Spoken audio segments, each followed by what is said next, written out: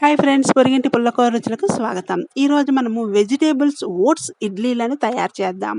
దాని గురించి సపోలా ఓట్స్ ఉంటుంది కదండి, వాటిని ఒక కప్పు తీసుకొని రెడీగా పక్కన పెట్టేసుకొని, స్టవ్ వెలిగించుకొని ఒక కళాయి పెట్టుకొని అందులో ఈ ఓట్స్ని వేసి దోరగా ఫ్రై చేసుకోవాలి. ఇవి ఫ్రై అవుతూ ఉంది కదా, ఇప్పుడు అదే కప్పుతో ఒక కప్పు గోధుమ నూక, సూజీ రవ్వ ఉంటుంది కదా, ఒక కప్పు గోధుమ రవ్వని కూడా తీసి రెడీగా పక్కన పెట్టేసుకోవాలి. బౌల్లో వేసి రెడీగా పక్కన పెట్టుకుందాం సూజీ రవ్వని.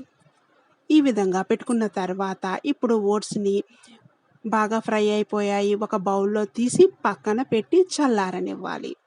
ఓట్స్ ఈ విధంగా రెడీ అయింది. ఇప్పుడు అదే కళాయిలో గోధుమ రవ్వ వేసి మంచి కలర్ వచ్చేంత వరకు శుభ్రంగా ఫ్రై చేసుకోవాలి. ఈ విధంగా బాగా ఫ్రై అవుతున్నప్పుడు మనం మాడకుండా దగ్గరుండి చక్కగా మిక్స్ చేసి బాగా ఫ్రై చేసుకోవాలి. ఆల్రెడీ కళాయి వేడిగా ఉంటుంది కాబట్టి తొందరగానే గోధుమ రవ్వ ఫ్రై అయిపోయింది. వీటిని కూడా ఒక బౌల్లో తీసి పెట్టేసుకొని చల్లారనివ్వాలి. చల్లారిన తర్వాత మిక్సీ జార్ తీసుకొని, చూడండి ఓట్స్ ఎంతో క్రిస్పీగా చేత్తో నలిపితే నలిగిపోతుంది, అంత చక్కగా ఫ్రై అయ్యాయి. ఇప్పుడు మిక్సీ జార్లో చల్లారిన తర్వాత యాడ్ చేసుకొని, ఇప్పుడు గోధుమ రవ్వని కూడా ఈ ఓట్స్లో వేసి ఒకసారి మిక్సీ పట్టుకోవాలి. ఒక్కసారి మిక్సీ పట్టామంటే ఈ విధంగా రెడీ అయిపోతుంది. చూశారు కదా, ఇప్పుడు ఇలాగా ఒకసారి మిక్సీ చేసుకున్న గోధుమ రవ్వ అలాగే ఓట్స్ని ఇప్పుడు మనం మిక్సింగ్ బౌల్లో వేసుకొని ఈ పౌడర్ని రెడీ చేసుకోవాలి. మిక్సింగ్ బౌల్లో కూడా యాడ్ చేసేసాం. ఇప్పుడు మనం చిక్కటి పెరుగుతో కానీ లేదంటే మజ్జిగతో కూడా మనం ఇలాగా మిక్స్ చేసేసుకోవచ్చు.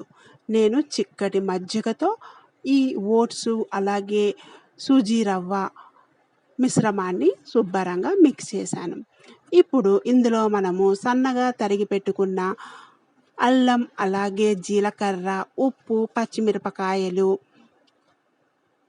క్యారెట్ తురుము, క్యాప్సికమ్ ముక్కలు, ఆలుగడ్డ తురుము, వీటినన్నింటినీ కూడా ఈ కలుపుకున్న పిండిలో యాడ్ చేసేసుకోవాలి.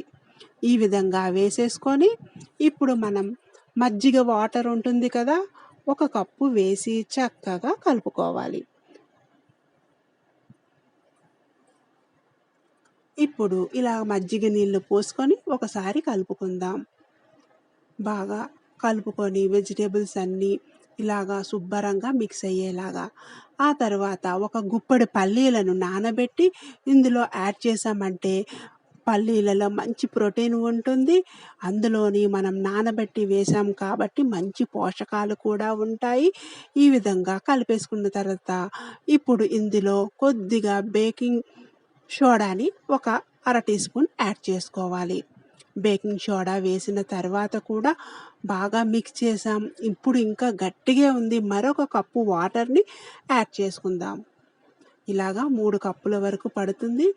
ఇప్పుడు శుభ్రంగా కలిపేసుకొని మూత పెట్టి ఒక అరగంట పాటు నాననిచ్చామంటే ఎంతో టేస్టీగా హెల్తీగా ఉండే మన వెజిటేబుల్ ఓట్స్ ఇడ్లీ రెడీ అయిపోతాయి. ఈ విధంగా బాగా కలిపేసుకొని మనం వేసిన పదార్థాలన్నీ శుభ్రంగా మిక్స్ అయ్యాయి కదా, మూత పెట్టి ఒక అరగంట పాటు నాననివ్వాలి.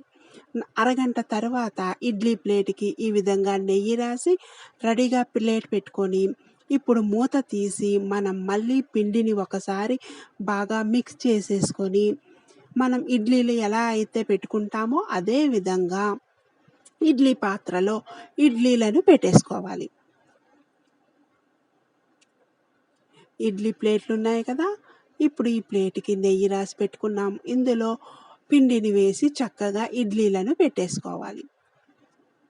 ఈ విధంగా పెట్టుకొని స్టవ్ మీద ఇడ్లీ పాత్ర పెట్టుకొని ఈ పాత్రలోని ఈ ప్లేట్లను పెట్టేసుకోవాలి. పెట్టేసుకొని ఒక 15 నిమిషాలు ఉడకనిచ్చామంటే ఎంతో టేస్టీ అయిన వెజిటేబుల్ ఓట్స్ ఇడ్లీ రెడీ అయిపోతుంది. ఇప్పుడు మనం మీదన గార్నిష్కి బాదం పప్పు పలుకులను కూడా పెడదాం. ఇలా పెట్టుకొని కుక్కర్లో పెట్టి చక్కగా మూత పెట్టి 15 నిమిషాలు ఉడకనిచ్చామంటే 15 నిమిషాల తర్వాత మూత తీసి చూస్తే ఈ విధంగా చక్కగా కుక్ అయిపోయాయి. ఇప్పుడు వీటిని కొద్దిగా చల్లారిన తర్వాత ప్లేట్లో తీసి పెట్టుకోవాలి. వేడి మీద శుభ్రంగా నీట్గా రావు కాబట్టి కొద్దిగా చల్లారిన తర్వాత ఇలా అల్లం చట్నీతో తిన్నామంటే సూపర్గా ఉంటుంది. చూడండి, మనం వేసిన క్యాప్సికమ్ కనిపిస్తుంది, అలాగే క్యారెట్ అన్నీ చక్కగా కనిపిస్తున్నాయి కదా. ఎంతో టేస్టీ హెల్తీ అయిన ఇడ్లీ రెడీ అయిపోయింది. Please like, share, subscribe my channel. Thank you.